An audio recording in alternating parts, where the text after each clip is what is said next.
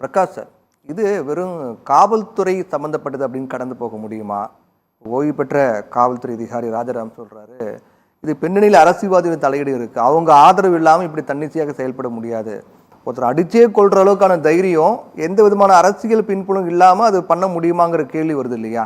அப்போ இது அரசுடைய நடவடிக்கை என்னங்கிறது கேள்வி. அரசு என்ன நடவடிக்கை எடுக்க போறாங்க, என்ன பண்ணணும் அப்படிங்கிற ஒரு கொஸ்டின் வருது இல்லையா? இல்லை, அது ஒருத்தனை வந்து மோசமாக ஒரு போலீஸ் ஸ்டேஷனில் சாதாரணமாக மனுஷங்க தானே அவங்க சாதாரணமாக விசாரிப்பாங்களே தவிர ரொம்ப மோசமாக ஒருத்தனை வந்து கட்டி போட்டு அடித்து மரணம் விளைவிக்கிற அளவுக்கு போகிறாங்கன்னா அதுக்கு பின்னாடி ஒன்று பணம் இருக்கும், இல்லைன்னா சொத்து இருக்கும், இல்லைன்னா ஏதாவது ஒரு மோட்டிவ் இருக்கும், வலிமையான மோட்டிவ் இருக்கும். ரைட்டுங்களா? இப்போது ஜெயராஜ் ஃபெனிக்ஸில் வந்து என்ன மோட்டிவ் வருதுன்னா அவங்க வந்து மாமூல் கொடுக்க மாட்டாங்க. ரைட்டுங்களா? இந்த பையன் நாகர்கோவில் பையன் விஷயத்தில் என்ன மோட்டிவ் வருதுன்னா அவன் வந்து 25,000 ரூபாய் மாமூல் கேட்குறாங்க போய் எஸ்ஐலாம். அவன் வந்து மாமூல் கொடுக்க மாட்டேன்ட்டான்.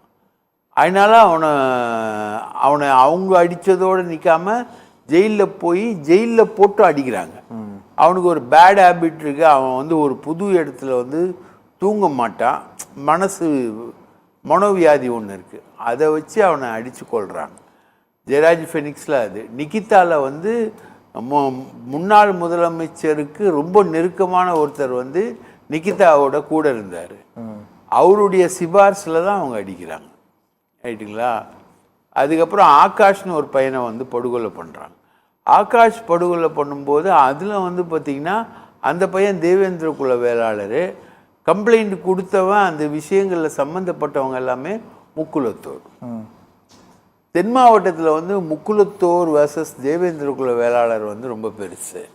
அதில் முக்குலத்தோர் வந்து அவங்க வந்து டாமினண்ட்டு அவங்க எண்டு. முக்குலத்தோரும் நாடாரும் டாமினண்ட் அண்ட் எண்டு இந்த மாதிரி. ஸோ நீங்கள் ஒவ்வொரு விஷயத்துலையும் இப்போது இந்த விஷயத்தில் என்ன நடந்ததுன்னு தெரியல, இது விசாரிக்கும் போது தான் தெரிய வரும். இப்போ நான் சொன்ன இந்த 4த்துலேயும் இதுதான் நடந்திருக்குன்னு வச்சுக்கோங்களேன். இந்த கவர்மெண்ட்டில் வந்து 8 ஆணவ கொலை நடந்திருக்கு, இவ்வளோ லாக்அப் டெத்து வந்து நடந்திருக்கு அப்படின்னு சொல்கிறாங்க. ஜென்ரலாக புகார்கள் வந்து அள்ளி தெளித்து வருது. ஆனால் அதுக்கான ஒரு ரியாலிட்டியாக அதை நசுக்கணும், போனோம் வரணும் அப்படின்ற அளவுக்கான விஷயங்கள் எதுவும் இல்லை. அது போன ஆட்சியிலையும் இல்லை.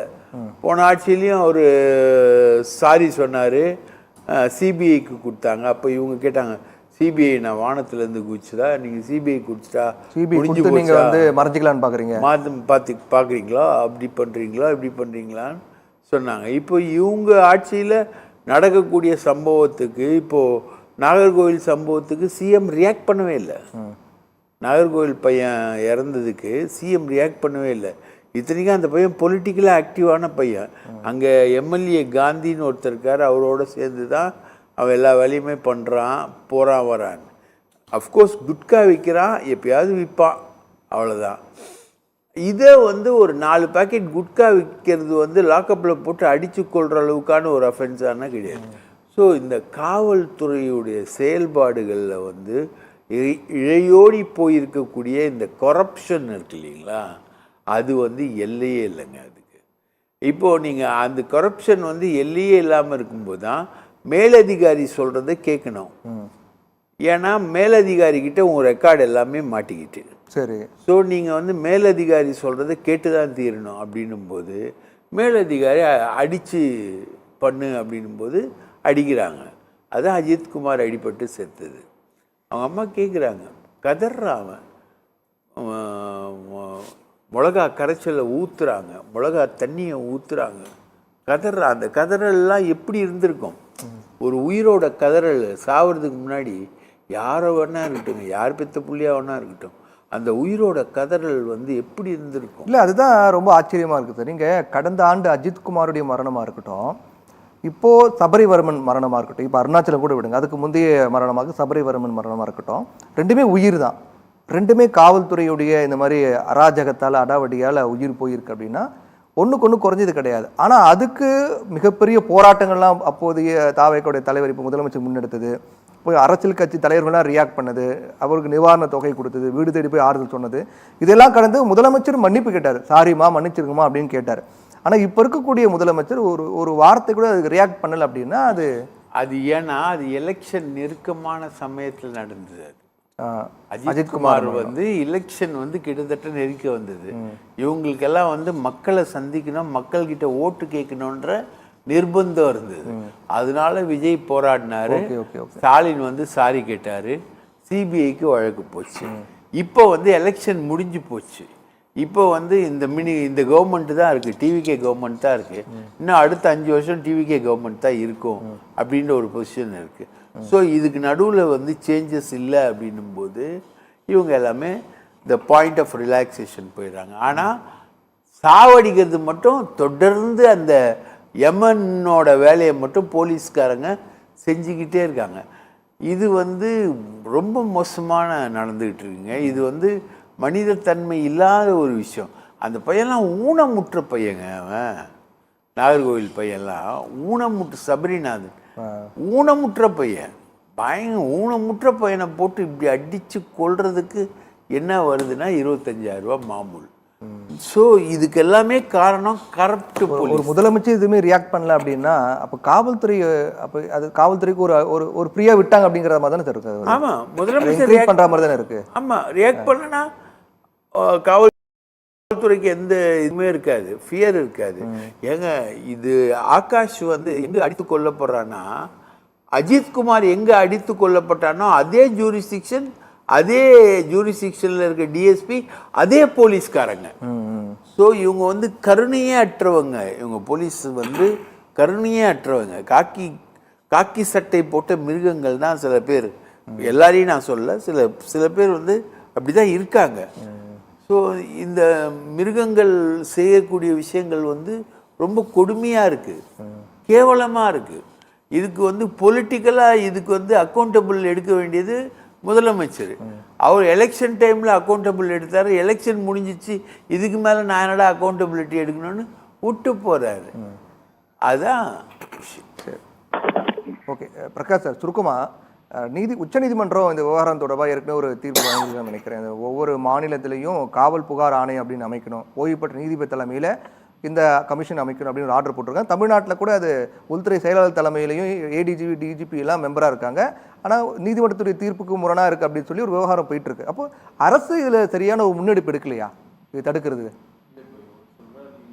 வேற அமைச்சர், இது வேற அமைச்சர். ஒன்று வந்து அமைச்சர் வந்து விஜய், இன்னொரு அமைச்சர் நிர்மல்குமார், சிறைத்துறைக்கு. இவங்க 2 பேரும் யார்? இது வேற அமைச்சர், அது வேற அமைச்சர்னா நிர்மலுக்கும் விஜய்க்கும் சம்பந்தமே இல்லையா? 2 பேரும் ஒருத்தர் மூஞ்சி ஒருத்தர் பார்த்துக்க மாட்டாங்க. 25,000 மாமூல் சொன்னீங்களா, அதுக்கு சொல்றாரு அவங்க வேற இவங்க வேறன்றார். அது மாமூல் வேறங்க, இவங்களுக்குள்ள இருக்கக்கூடிய அண்டர்ஸ்டாண்டிங் வேற. ஒண்ணுமே இல்லாம ஒரு பையனை போட்டு ஒரு 11 பேர் சேர்ந்து அடிப்பானுங்களாங்க? வாய்ப்பு இல்லை. சும்மா ஆகிற பையனை, அறிமுகமே இல்லாத ஒரு பையனை 11 பேர் சேர்ந்து அடிக்கிறாங்க. அது அவங்க வீட்டு பையனா இருந்தா விட்டுருவாரு. மாற்றுத்திறனாளி அந்த பையன். ஒண்ணுமே இல்லாத ஒரு பையனை போட்டு அடிச்சு சாவடிக்கிறது இருக்கு இல்லையா, அது பெத்த வயிறு. விசாரணை பேர்ல அடிக்கிறதுக்கு அவங்களுக்கு உரிமை இருக்காது. அதுவும் ஜெயில்ல மினிமம் ஃபோர்ஸ் கூட ஜெயில எல்லாம் யூஸ் பண்ண முடியாது. மினிமம் ஃபோர்ஸ் நீங்க இங்க யூஸ் பண்ணலாம், ஸ்டேஷன்ல யூஸ் பண்ணலாம். அநியாயமான ஒரு செயலா இருக்கு. ஆனா இதை தடுக்க முடியாம இருக்கிறது வேதனையா இருக்கு சார். அதாங்க, இவங்க காவல்துறை செய்யறதெல்லாம் காப்பாத்துறதுக்கு ஐபிஎஸ் காரங்க ரெடியா இருக்காங்க. அருணா ஜெகதீசன் வந்து தூத்துக்குடி துப்பாக்கி சூடில் இத்தனை பேர் மேலே நடவடிக்கை எடுக்கணும்னு ரெக்கமெண்டேஷனே பண்ணாங்க. ஆனால் எடுக்கல. ஐபிஎஸ் மேலே நடவடிக்கை எடுக்கிறதுக்கு கவர்மெண்ட் சரியில்லை. ஒருத்தர் வந்து எனக்கு தெரிஞ்சு வீரப்பங்காட்டில் மிக கொடுமையாக செஞ்சவன், அவனை வந்து உட்கார வச்சு ராஜ கம்பீரமாக கொடுத்து அவனை ரிட்டையர்மெண்ட் ஃபங்க்ஷன்லாம் அனுப்பினாங்க. ஸோ இந்த காக்கி சட்டை கரப்ட் ஆகுதுன்னு வச்சுக்கோங்களேன். இந்த காக்கி சட்டை கரப்ட் ஆனிச்சுன்னா பாதிக்கப்படுறது தலை காஞ்சவன் தான் பாதிக்கப்படுவான். நிறைய பேர் சாவாங்க. அதிகாரம் அவங்க கையில் இருக்குது. இன்றைக்கி போராடுறாங்க மாணவர்கள். இந்த கவர்மெண்ட் வந்து அந்த நீட்டுக்கு பேன் பண்ணுன்றாங்க. அந்த மாணவர்களை என்ன அடி அடிக்கிறாங்க தெரியுமா? ஒரு எஸ்ஐ, ஒரு இன்ஸ்பெக்டர். சென்னையில் கவர்மெண்ட் வந்து சப்போர்ட்டாக இருக்கு, மாணவர்களுக்கு சப்போர்ட்டாக இருக்குது, அந்த கோரிக்கைக்கு சப்போர்ட்டாக இருக்குது. அந்த கம்யூனிஸ்ட் கட்சிகளுடைய ஆதரவில் தான் அரசே இருக்குது. ஆனால் போலீஸ்காரன் இண்டிவிஜுவலாக முடிவு பண்ணுறான் இவனை பொழக்கணும்னு. பொம்பளை புள்ளிங்க. இல்லை எனக்கு இல்லை இதில் எனக்கு என்ன கேள்வி வருது, போலீஸ்காரர் இண்டிவிஜுவலாக முடிவு பண்ண முடியுமா அவங்களை அடிக்கிறது தரத்தனை இழுத்துட்டு போகிறதுக்கு? ஒரு அதிகாரியுடைய இல்லாட்டி ஒரு அரசியல் ஒரு அமைச்சருடைய உத்தரவு இல்லாமல் பண்ண முடியுமா? இது அவங்க சப்போர்ட் அரசுடைய உத்தரவு அதாங்க கமிஷனரு, இன்னைக்கு இருக்கிற சென்னை நகர கமிஷனரு அவர் உத்தரவு கொடுக்குறாரு, நீங்கள் அதை வந்து கலைங்க, அந்த போராட்டத்தை கலைங்க அப்படின்றாங்க. இவங்க இறங்கி அடிக்கிறாங்க. எனக்கு என்னென்னா அதாவது அப்பாவி இளைஞர்கள் அவங்க வந்து அடி வாங்குறத பார்க்கறதுக்கு மனசு கஷ்டமாக இருக்குது. அவங்க வந்து பொதுவான ஒரு நோக்கத்துக்கு வந்திருக்காங்க. நீட்டுக்கு எதிர்ப்புன்றாங்க, நீட்டுக்கு ஒழிக்கணுன்றாங்க, ஆனால் நீட்டுக்கு எதிராக போராட்டம் பண்ணக்கூடிய இளைஞர்களையே அடிக்கிறாங்க. சரி, இதுதான் கொடுமைங்க. இந்த கவர்மெண்ட் இல்லை, இந்த தமிழ்நாடே வந்து நம்ம எல்லாருமே வந்து ஒரு கொடுமையான ஒரு ஆட்சி காலகட்டத்தில் போய்கிட்டு இருக்கோம்.